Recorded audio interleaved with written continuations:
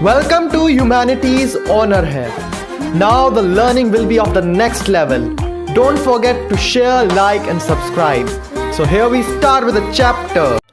अब हम इस वीडियो में कवर करेंगे अपना 3 नंबर का क्वेश्चन कि right about the composition of atmosphere. लेकिन उससे पहले मैं तुम्हें एक बहुत इंपॉर्टेंट कॉन्सेप्ट क्लियर करना चाहता हूं. वो है the concept of permanent and variable gases. Permanent gases के एग्जाम्पल हैं oxygen, nitrogen, carbon dioxide, argon. क्योंकि तुम कहीं पर भी चले जाओ तुम्हें ये गैसेस इसी परसेंटेज में मिलेंगी. हम जानते हैं कि हमारे एटमॉस्फेयर में 78% नाइट्रोजन है, 21% ऑक्सीजन. और क्या तुम में से मुझे कोई बताएगा कि हमारे एटमॉस्फेयर में कार्बन डाइऑक्साइड कितने परसेंट है? बताओ. अब चाहे तुम एटमॉस्फेयर का सैंपल इक्वेटर से कलेक्ट करो या पोल से, वहां पर नाइट्रोजन तुम्हें 78% ही मिलेगी, ऑक्सीजन तुम्हें 21% ही मिलेगी और कार्बन डाइऑक्साइड तो खैर तुम मुझे बताओगे कितनी परसेंट मिलेगी. तो मतलब इन शॉर्ट परमानेंट गैसेस वो होती हैं जिनका हर जगह पर परसेंटेज बिल्कुल सेम होती है. जैसे नाइट्रोजन हमारे एटमॉस्फेयर में 78% है और इक्वेटर पे भी वो 78% ही मिलेगी और तुम्हें पोल्स पर भी वो 78% ही मिलेगी. और अगर हम बात करें वेरिएबल गैसेस की तो इसके एग्जाम्पल होंगे water vapour and dust particles. ये एटमॉस्फेयर में एक फिक्स्ड परसेंटेज में नहीं होते हैं, ये प्लेस टू प्लेस वेरी करते हैं. मतलब इनकी परसेंटेज इक्वेटर पे कुछ और होगी और नॉर्थ या साउथ पोल पर कुछ और होगी. और ये वहां के डिफरेंट क्लाइमेट और टेम्परेचर की वजह से होता है. अब हम आते हैं अपने 1 मिलियन वाले क्वेश्चन पर कि right the composition of atmosphere, जो कि आता है पूरे के पूरे 3 नंबर के लिए. और इस 3 नंबर के लिए तुम्हें 3 सिंपल से पॉइंट लिखने होंगे: gases, water vapour and dust particle. और अब हम इन सबको एक एक करके डिटेल में पढ़ेंगे. तो हमारी एटमॉस्फेयर का फर्स्ट कंपोनेंट है गैसेस. हमारे एटमॉस्फेयर में carbon dioxide, oxygen, nitrogen, methane, argon, neon और भी बहुत सारी गैसेस प्रेजेंट है. सीएनजी सिलेंडर्स में मीथेन भरी जाती है जिससे तुम्हारी गाड़ी चल पाती है और फिर तुम रास्ते में अपने आसपास के नज़ारे देख पाते हो. हमारी नाइट्रोजन को प्लांट्स इस्तेमाल करते हैं प्रोटीन बनाने के लिए और ये मेरे ख्याल से तुम्हारे चैप्टर नंबर 15 या 16 में है नाइट्रोजन साइकिल. उसे पढ़ने में बहुत मज़ा आएगा.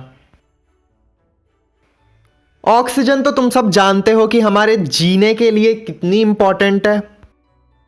और कार्बन डाइऑक्साइड के इस्तेमाल भी हम बचपन से ही पढ़ते आ रहे हैं कि कार्बन डाइऑक्साइड फोटोसिंथेसिस में इस्तेमाल होती है और ग्रीन हाउस इफेक्ट के लिए भी रिस्पॉन्सिबल है.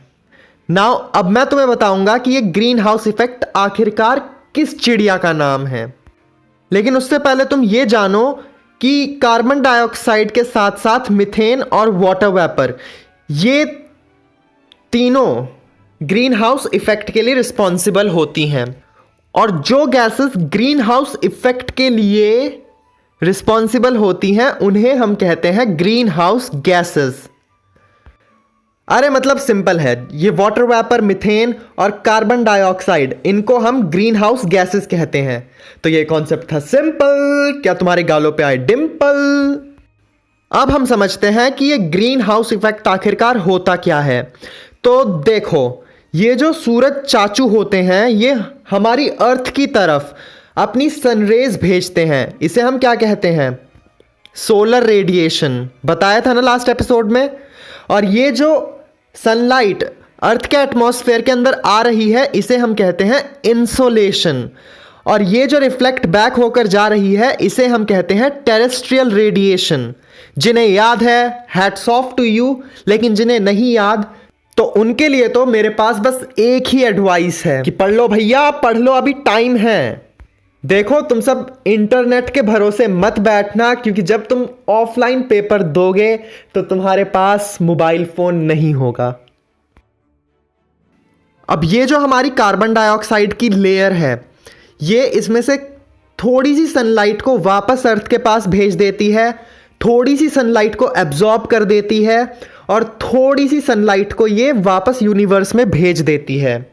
और इन ग्रीन हाउस गैसेस की वजह से अपनी अर्थ वार्म रहती है, और वार्म होने की वजह से जो हमारी अर्थ है ये लाइफ को सपोर्ट करती है।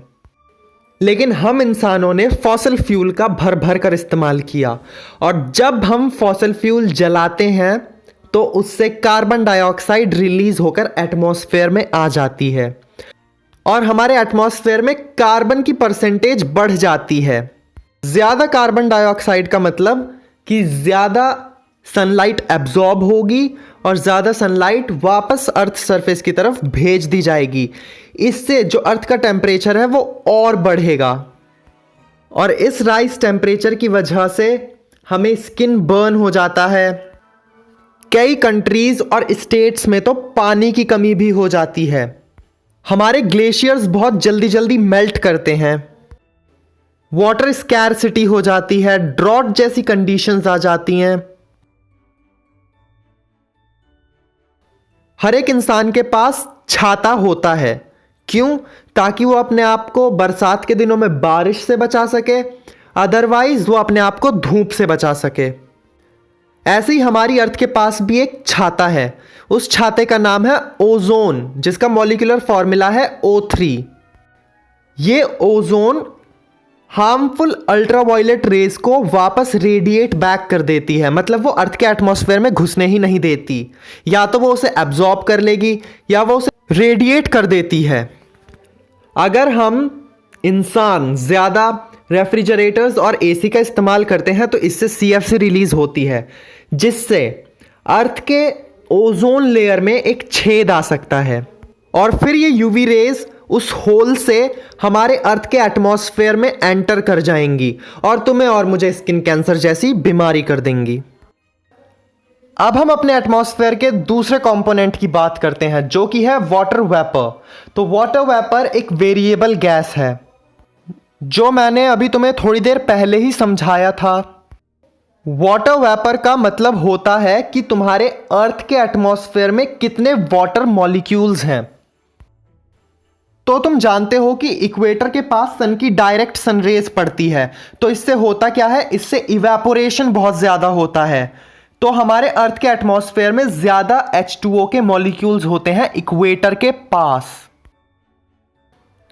और पोल के पास हमारी जो सनलाइट है वो पहुंच नहीं पाती, मतलब बहुत कम पहुंचती है। तो इससे क्या होता है, वहां पे इवेपोरेशन बहुत कम है, ठंडा क्लाइमेट है, तो इसकी वजह से वहां के एटमॉस्फेयर में H2O के मॉलिक्यूल्स इतने नहीं होते, इक्वेटर के कंपैरेटिवली बहुत बहुत बहुत कम होते हैं।